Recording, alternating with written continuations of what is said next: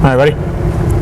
Welcome to our show, Red is New Black. My name is Seth Doherty, Samuel Grind. We're going to be interviewing Chad Kukemeyer, the girls' tennis coach.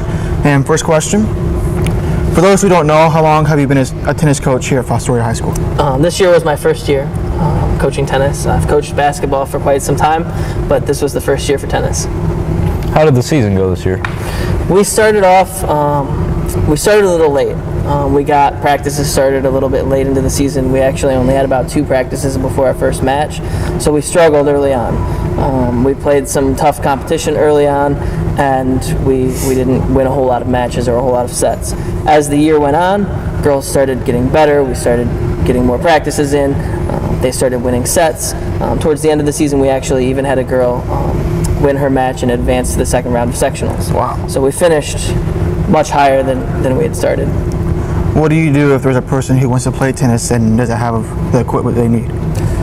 For all equipment, doesn't matter if it's a racket, if it's a skirt, if it's a top, the girls can keep the equipment for a deposit. So if you don't have a racket, if you don't have a skirt, I'll charge you a $5 deposit. You use that racket for the season, you return it at the end of the season, I give you your $5 back.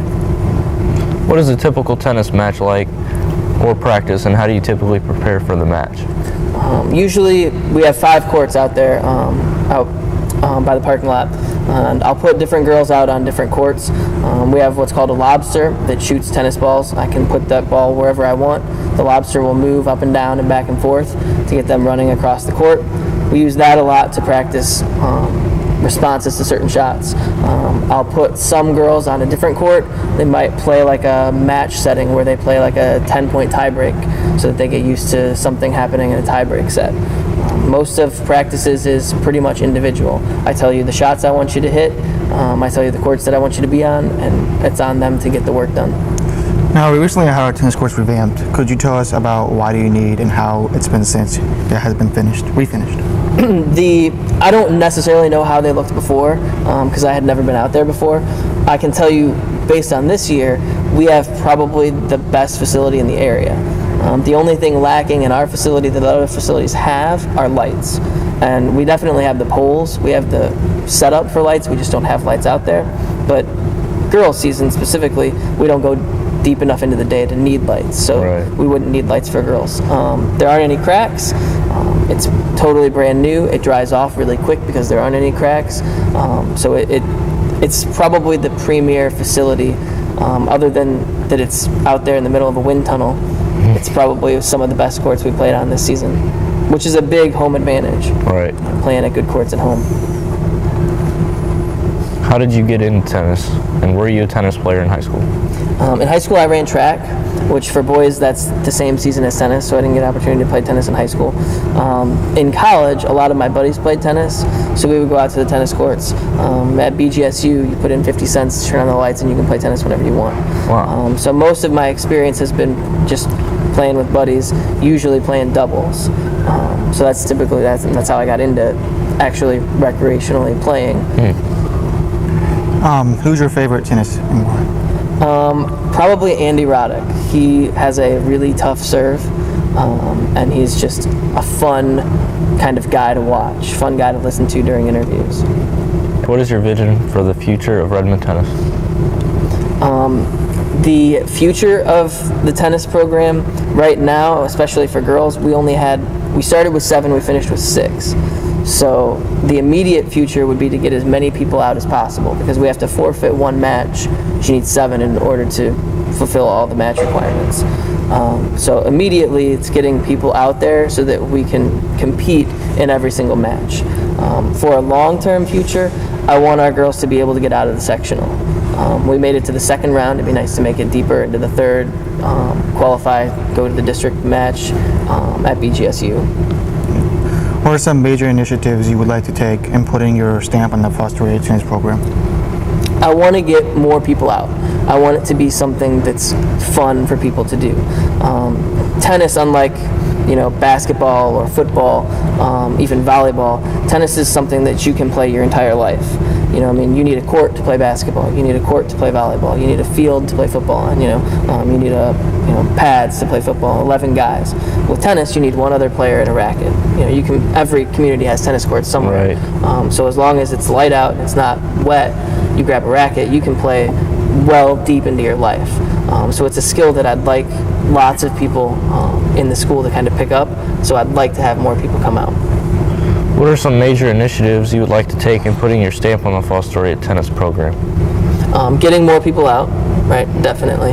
And then I definitely want to start moving forward with winning sets and winning matches. Right.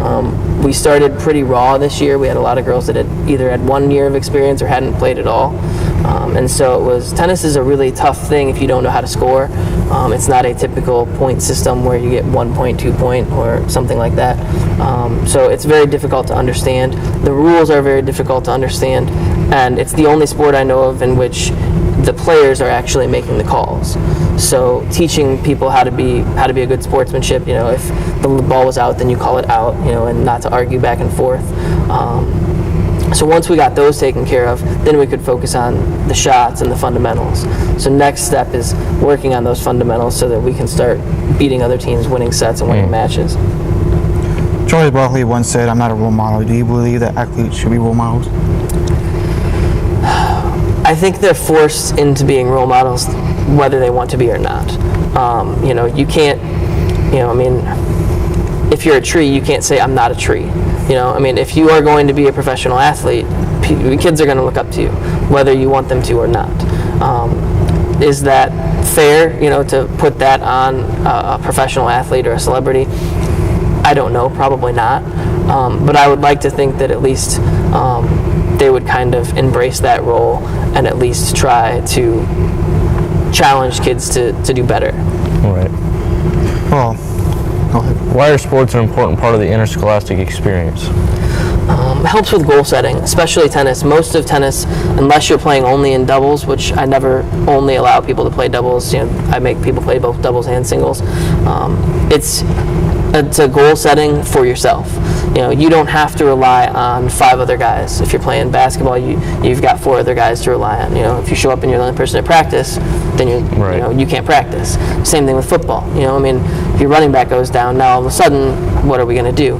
Whereas with tennis, it's more individual. So you can set those individual goals, meet those individual goals, and challenge yourself. And that's a skill that you can take on throughout the rest of your life. It also brings you in as a part of a group. So, even though you're competing individually, you're scoring as a team. So, your individual competition matters, and you can set your individual goals, but at the end of the day, you're winning a match or you're losing a match as a team. So you're a part of a club, you're a part of an organization. Well, this was a great conversation. Thank you for coming out. Thanks for having me. Thank you very much. Thanks for joining us today. Hope to see you on our show, Red is the New Black. See you next time.